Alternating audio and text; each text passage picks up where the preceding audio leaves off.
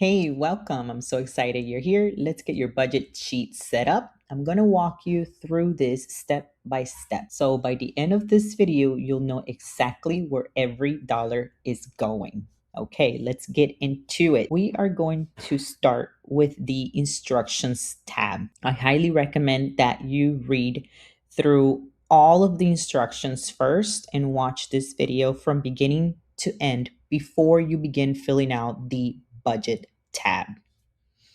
We're going to pretend we've already read the instructions since I'm going to be walking you through everything in this tab right now.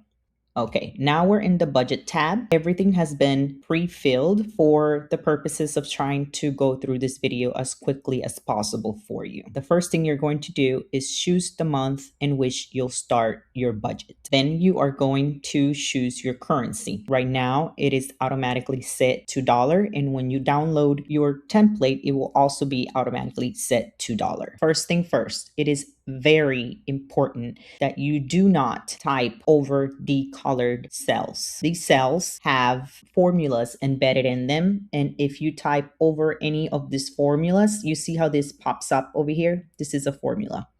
So if you type over any of these cells, it will throw off all of your numbers, all of your graphs, etc. So we're only going to be typing over the white cells. We're going to begin with the expected and actual cash flow or rollover cash flow.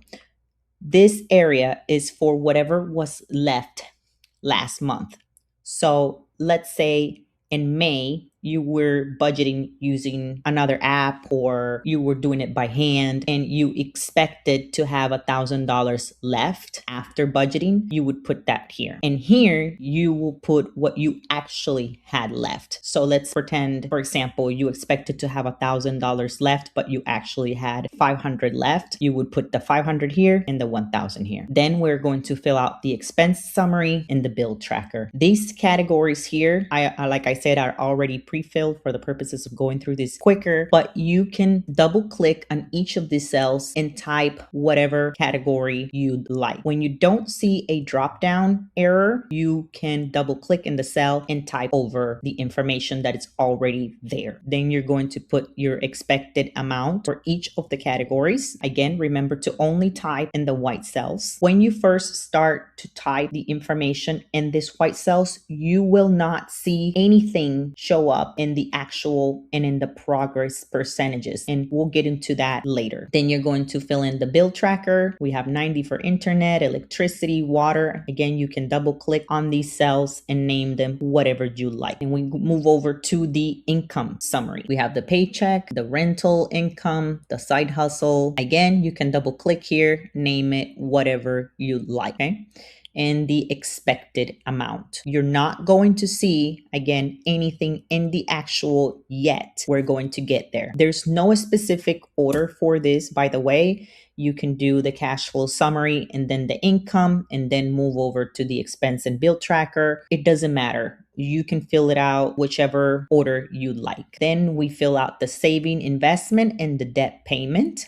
Again, you can double click and type whatever you like in the categories. Okay. After you're done filling out all of the white cells in the expense summary, the bill tracker, the income summary, the savings, and the debt tracker, then you're going to come down to the transaction list and you're going to start with your income first. Choose income, and then the categories are always going to show up whatever you've typed up here. So for instance, for income, we come up here to income, and whatever we typed here, that's what's going to show here.